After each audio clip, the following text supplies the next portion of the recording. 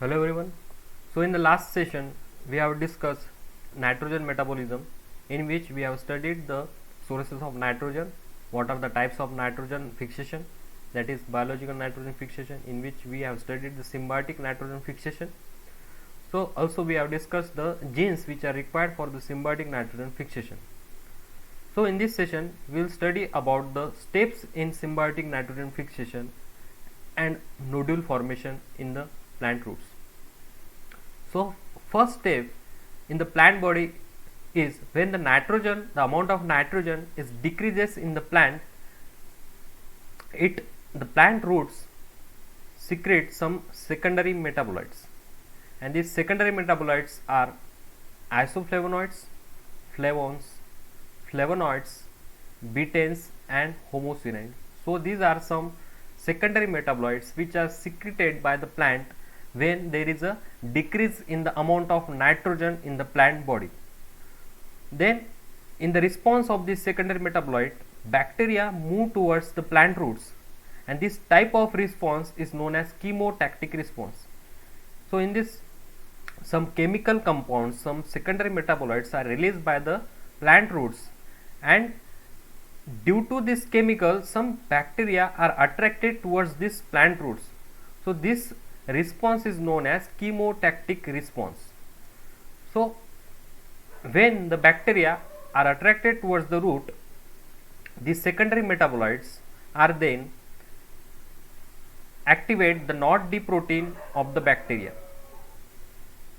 Then this NOD protein of the bacteria goes towards the NOD box genes in the DNA of the bacteria, and it activates the transcription. It acts as a activator for the promoter sequences of the NOD box genes like NOD A, B and C genes, and it activates the transcription of A, B and C genes, and due to which this is transcribed into monocystronic mRNA and then translated into some NOD factors like NOD A, NOD B and NOD C. So this overall process takes place in the bacteria, and this requires the secondary metabolites from the plants for their activation. So these NOD factors are the lipochitin oligosaccharide signal molecules, and this in future act as a signal molecules for the receptors on the plant roots.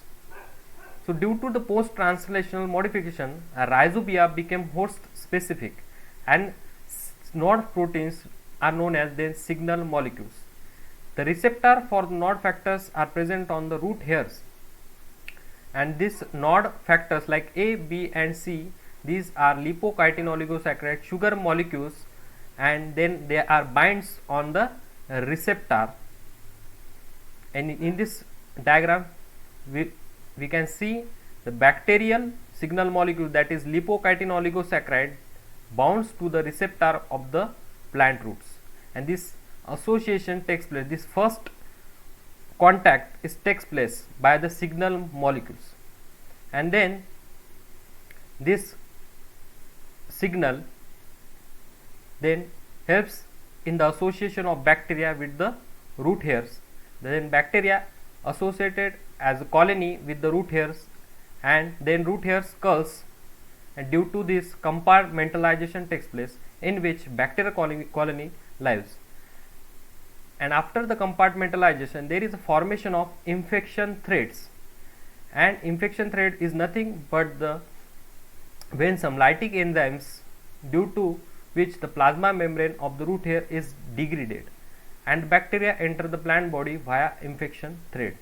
This infection thread length is increases due to the fusion of Golgi derived vesicles at the base of infection thread. So some lytic enzyme are required for the formation of infection thread here. It dissolves first the plasma membrane of the root hair, and then it enters into the cells, and then there is a fusion of Golgi complexes and formation of this tubular infection thread, and due to this infection thread bacteria are moves towards the cortical cells. The elongated infection thread then moves towards the cortex and it enters in the intracellular space of cortical cells, and bacteria which are present in the infection thread are released in the cortical cell. And then in the cortical cell, bacteria multiplied and it increased its size when infection thread reach up to the cortex. The large size of bacteria are then known as bacteroids. They also release in the cortical cell and surrounded by a membrane known as peribacteroid membrane, also known as symbiosome. So in this diagram we can see in the cortical cell the bacteria are here making colony and known as bacteroids, and the membrane around this bacteroid is known as peribacteroid membrane, also known as symbiosome. So in this cortical cell, once the bacteria are well established in the host cortical cell, they synthesize heme protein, and in the response of heme, plants synthesize globin protein. Then outside their bacteroid group in the host cell, cytosol leg hemoglobin is formed, and this leg hemoglobin is very important in the supply of oxygen to the bacteroid in the controlled manner, and it also gives the pink color to the nodules, and due to which the nodules get its pink color. So leg hemoglobin is made up of heme and globin. The heme is from the bacteria and globin is from the plant. So leg hemoglobin controls the amount of oxygen towards the nitrogenase complex. So we know that there are nitrogen complex has large component and small component, and both are oxygen sensitive. So there is very much need to control the level of oxygen here, so that can bacteroid works proper. So finally the nitrogen fixes inside the bacteroid body in the infected cortical cells. In this, the atmospheric nitrogen enters into the cortical cell, and this nitrogen is converted into ammonia, and then with the help of nitrogenase complex using 16 ATP molecules, and then ammonia is converted into glutamic acid, amino acid, and then it is transported through the xylem. So what are the role of nitrate reductase? So nitrate, that is NO3 minus, nitrate reductase is helpful in this reaction, in which the nitrate is converted into nitrite in the cytosol.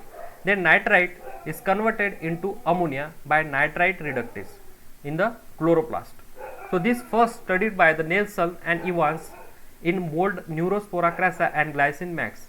The enzymes in the Neurospora only used reduced coenzyme, that is NADPH, and enzyme in the soybean is used both reduced coenzyme 1 NADH and coenzyme 2 NADPH. So nitrate reductase is very much important to convert this nitrate into nitrite. Then nitrate reductase enzyme complex is made up of two polypeptide chain. These two polypeptide chains are identical, made up of molybdenum complex protein, heme protein, and FAD proteins. And this both the polypeptide chains have C terminus and N terminus. On the C terminus there is a reaction takes place in which a nitrate is converted into nitrate, and the electrons are provided by the N terminus coenzymes NADH. This both the polypeptide chain has a pterine protein associated with this polypeptide chain, and this enzyme works as a homodimer. Both the subunits have identical amino acid sequences, but they are differ in the hinged regions and works only in the dimer form when they both the polypeptide chain are present. Hence then and only this enzyme complex is functional. The electron donor is present at C terminus and nitrate is reduced at N terminus of this polypeptide chains. The enzyme has 3 binding sites. It also present in the prokaryotes as well as eukaryotic organism. The last step in nitrogen metabolism is the ammonium assimilation. We know that in last the nitrate and nitrite are then converted into ammonia, and then ammonia is assimilated into amino acids and amides by reacting with the organic acids like glutamic acids and glutamine in the presence of enzyme glutamine synthetase, and this pathway is known as GO-GAT pathway, in which the ammonia is finally converted into some amino acids. Thank you.